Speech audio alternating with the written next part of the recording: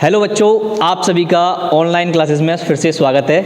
और जैसा कि आपको पता है कि कड़ाके की ठंड पड़ रही है, इसलिए आपकी छुट्टियां कर दी गई हैं, लेकिन पढ़ाई से दूर नहीं होना है। इसलिए आपकी आज से यानी कल से स्टार्ट हो चुकी थी। बेसिकली आज से आपकी ऑफिशियली ऑनलाइन क्लासेस आपकी स्टार्ट हो चुकी हैं। यहाँ से हम पर डे आपके लिए किसी न किसी टॉपिक पर वीडियोस डालेंगे जिन्हें आपको अपनी फेयर नोटबुक में करना है। और इसको बिल्कुल भी लाइटली नहीं लेना है, क्योंकि ये जो सिलेबस हम यहाँ से करा रहे हैं वो आपका एक्चुअल में सिलेबस हो रहा है। इसलिए जितनी भी वीडियोज़ आपके पास आए, चाहे मेरी आए चाहे किसी अन्य सर की आए, जो भी काम आए उसे आपको अपने घर पर फेयर नोटबुक्स में ज़रूर नोट करना है। क्योंकि अगर आपने ऐसा नहीं किया तो आप अपने सिलेबस से पीछे रह जाओगे, और एक बार यदि आप पीछे रह गए सिलेबस से तो फिर पढ़ाई में हमें डिफ़िकल्टी होती है। खासकर मैथ, साइंस और अन्य जो सब्जेक्ट हैं उसमें सबको ध्यान में रखना है। तो जैसा कि आपको पता है कि जब हम पेपर से पहले हम पेरीमीटर्स एंड एरियाज़ वाला चैप्टर पढ़ रहे थे, चैप्टर नंबर 11, तो क्लास 7 की हम बात कर रहे हैं। तो सब्जेक्ट मैथ चैप्टर 11, तो चैप्टर का जो नाम था टॉपिक, आज हम पेरीमीटर एंड एरियाज़ के बारे में चर्चाएं करने वाले थे। तो पेरीमीटर और एरिया, इसके बारे में मैंने क्लास में काफ़ी सारी चर्चाएं कर ली थी। उसके बाद 11.1 एक्सरसाइज भी कंप्लीट हो चुकी थी। तो आज जो हम करने वाले हैं वो 11.2 एक्सरसाइज करने वाले हैं, और जिसका टॉपिक का नाम है triangle as a part of rectangle.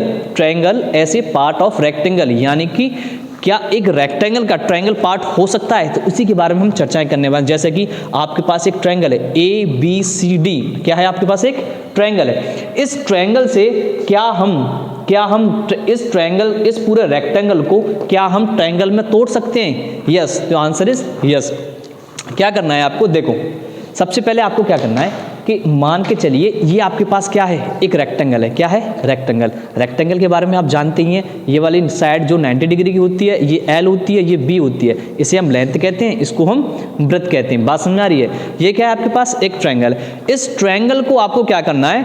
Diagonally cut करना है। अब सर डायगोनल का मतलब ये होता है जैसे कि इसके वर्टेक्स ABCD, इसके 4 वर्टेक्स है, तो 2 वर्टेक्स को किन्हीं 2 वर्टेक्स से जो लाइन जाती है उसी तो हम कहते थे डायगोनल। यानी कि यहां से और यहां तक जो मैं एक लाइन खींच दूं इसको हम क्या कहेंगे? डायगोनल कहेंगे। तो आपको क्या करना है, बेसिकली इसको ऐसे करके फोल्ड करना है, और जितनी भी जो एक्टिविटीज मैं कर रहा हूं ना, आपको अपनी फेयर नोटबुक में ये सब चिपकाना है।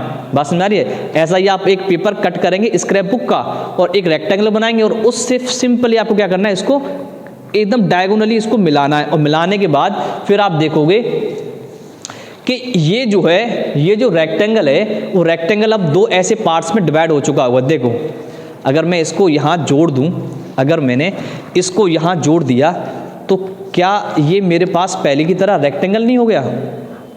भाई यही तो हुआ। देखो वही रेक्टेंगल है। तो रेक्टेंगल मैंने क्या किया, बस इसको ऐसे करके फोल्ड कर दिया और 2 ट्रायंगल्स मेरे हाथ में आ गए।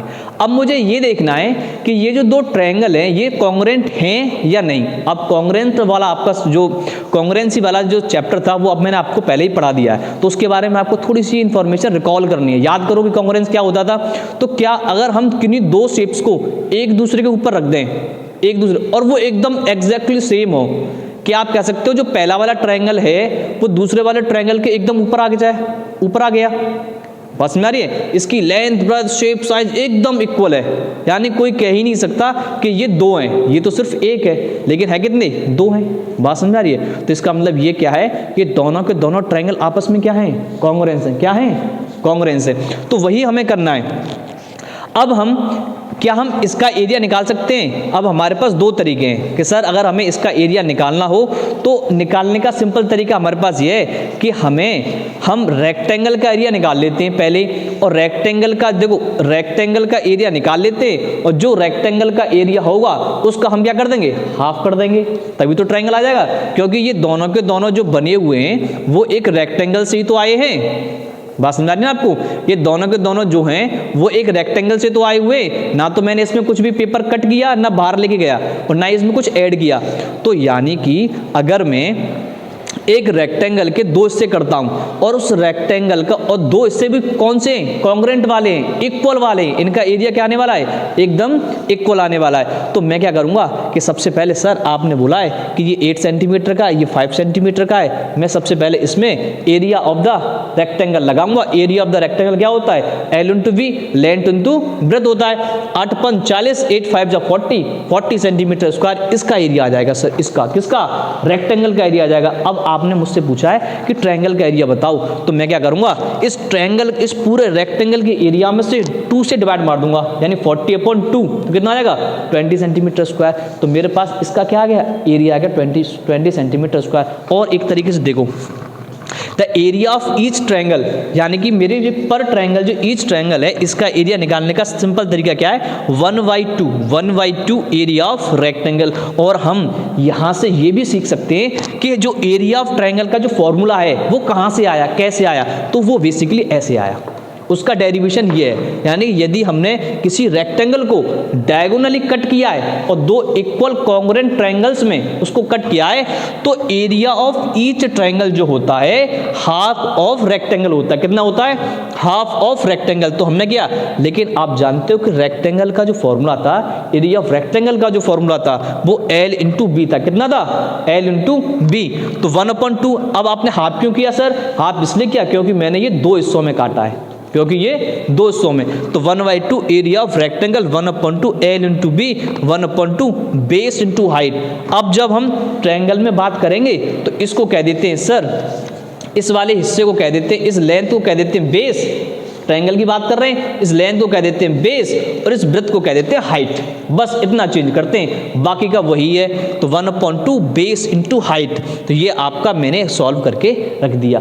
इस प्रकार से आप यहाँ से 2 चीज़ें सीख गए, क्या कि हम रेक्टेंगल से ट्रायंगल का एरिया कैसे निकाल लेते हैं। दूसरी बात ये कि जो ट्रायंगल का जो फॉर्मूला आया था, ज़्यादातर बच्चों को याद होता है sir what is the area of triangle, तो कहते हैं 1/2 base into height, 1/2 base into height. लेकिन 1/2 बेस इंटू हाइट आया कैसे, तो इसके लिए हमें सबसे पहले ये समझना होगा, वो ऐसे आया। बात समझ में आ रही है कि ट्रायंगल को हमने डायगोनली कट किया, डायगोनली कट करके जितना रेक्टेंगल का जो एरिया था उसका हाफ कर दिया। जो हाफ एरिया था वो किसके इक्वल था, एरिया ऑफ ट्रायंगल के इक्वल था। ऐसे करके हम सीख गए कि sir 1/2 L into breadth, length into breath होती है। लेंथ कोई बेस कहते हैं और ब्रेथ कोई हाइट कहते हैं ट्रायंगल के केस में। बात समझ में आ रही है, ठीक है।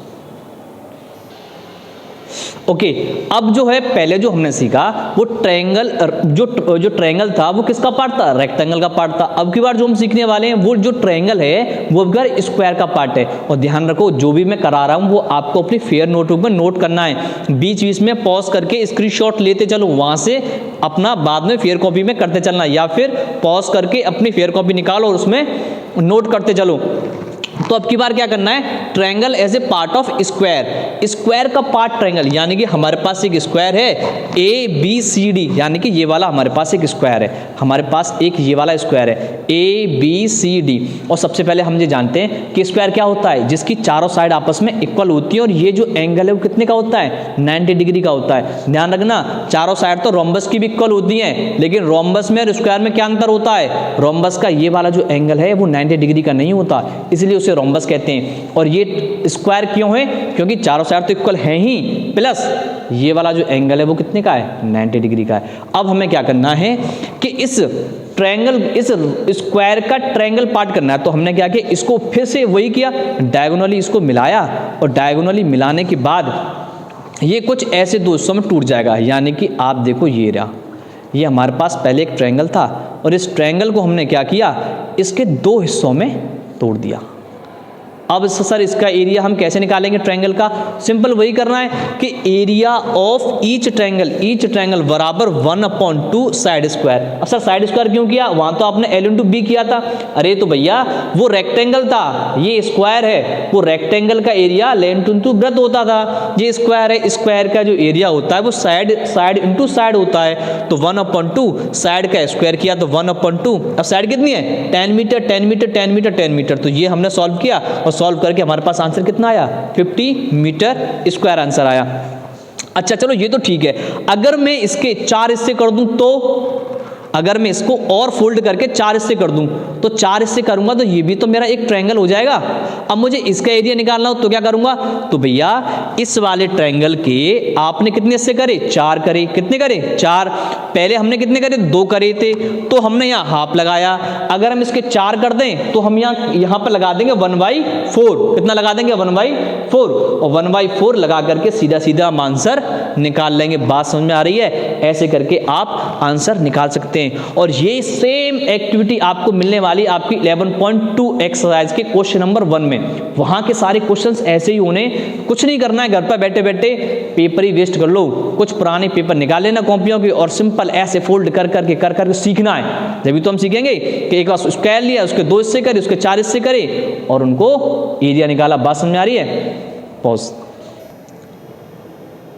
अब क्या करना है, अब हमें एरिया ऑफ पैरेललोग्राम निकालना। अब उसको कैसे निकालेंगे सर, हम तो इसके बारे में जानते ही नहीं है। तो आपको बता दूं, इस फिगर को आपने कई बार देखा होगा, ABCD। इसको मत देखो, अभी डॉटेड लाइन को मत देखो, सिर्फ इसको देखो, ABCD। ऐसे फिगर को आपने देखा होगा और इस फिगर को आप कहते होंगे सर ये तो पैरेललोग्राम है। कुछ ऐसा ही था वो फिगर, इसकी ये वाली साइड हल्की झुकी हुई, इधर से उठी हुई, कुछ ऐसा ही था ये वाला फिगर। तो इस वाले फिगर में क्या, देखो अगर मैं इस वाले फिगर को ये कहूं कि ये पैरेललोग्राम कुछ और है ही नहीं, ये रेक्टेंगल ही है। क्या है, रेक्टेंगल ही है। अगर मुझे इसका एरिया निकालना हो, अगर मुझे इस पैरेललोग्राम का एरिया निकालना हो तो मैं यदि रेक्टेंगल एरिया निकाल लूं तो वो इसके इक्वल ही होता है, पैरेललोग्राम के इक्वल होता है। कैसे, देखो समझो, ये होता है कि मैंने क्या किया, ये वाला जो हिस्सा है यानी कि इसका जो ये वाला हिस्सा है, इस वाले हिस्से को मैंने यहां से कट किया। देखो ABCD आप देख पा रहे होंगे कि ये वाला जो हिस्सा है, कौन सा वाला, देखो ये वाला जो हिस्सा है, इस वाले हिस्से को मैंने यहां से कट किया। तो यहां से कट करूंगा तो मेरे को दिख पा रहा है एक सीधी लाइन आ गई, और इस वाले हिस्से को यहां से कट करके मैं सीधा यहां पर लगा दिया, इस वाले हिस्से में लगा दिया। अब आप देख पा रहे होंगे कि अब ये जो फिगर है वो कुछ ऐसा बन गया, यानी यहां से स्लैंट ये वाली हाइट और ये वाली सीधी ऐसे हाइट। तो देख पा ये वाला हिस्सा मैंने काट करके यहां पर लगा दिया, तो ये पैरेललोग्राम जो था वो अब क्या बन गया है, रेक्टेंगल बन गया है। और हम जानते हैं कि रेक्टेंगल का जो एरिया होता है कितना होता है, L × B। लेकिन थोड़ा सा चेंज इसमें क्या किया कि इन्होंने क्या किया, जो वृत्त है रेक्टेंगल के अंदर जो वृत्त होती थी उसको इन्होंने क्या बोला है, हाइट बोला है। और रेक्टेंगल के अंदर जिसको हम लेंथ बोलते थे उन्होंने इसको क्या बोला है, बेस बोला है। तो ध्यान रखना आगे से अभी कभी भी कि एरिया ऑफ पैरेललोग्राम जो होता है वो हमेशा इक्वल होता है एरिया ऑफ रेक्टेंगल के। और L × B क्या है, length into breadth, area of rectangle, और यही इसके इक्वल होता है बेस इंटू हाइट। तो बहुत ज्यादा डिफरेंस नहीं है। अब आगे से आप हमेशा इसको ध्यान रखो। देखो ये वाला जो हिस्सा था मैंने क्या किया कि इस वाले एरिया को, यानी ये वाला जो एरिया था इसको यहां से कट किया और यहां पर लगा दिया। बात समझ आ रही है? यहां से ये वाला जो एरिया था वो यहां से इसको मैंने कट किया और यहां लगा दिया। अब मेरे पास ये वाला फिगर बन गया पूरा, ये यानी कि ये वाला फिगर ये। अब ये जो फिगर बन गया ये एक्चुअल में क्या है, रेक्टेंगल है। और मैं जानता हूं रेक्टेंगल एरिया क्या होता है, L × B। तो L × B से मैंने एरिया निकाल लिया। अब ध्यान रखो एक्सरसाइज, अब आपकी जो एक्सरसाइज है 11.2 के अंदर जितने भी जो फिगर्स हैं उन फिगर से आप सीधा क्वेश्चंस को सॉल्व कर सकते हैं।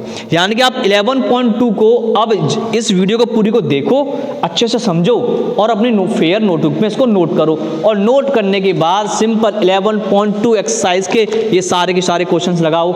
जो नहीं आता उसको हम कल की वीडियो में डिस्कस करेंगे, या फिर मैं उसके कुछ सॉल्यूशन, कुछ क्वेश्चन, हर क्वेश्चन का नहीं, कुछ क्वेश्चंस के सॉल्यूशन डालूंगा जो मुझे लगता है हल्का सा टिपिकल है। वैसे आपके लिए तो कुछ भी मुश्किल नहीं है, आप तो कर ही सकते हो।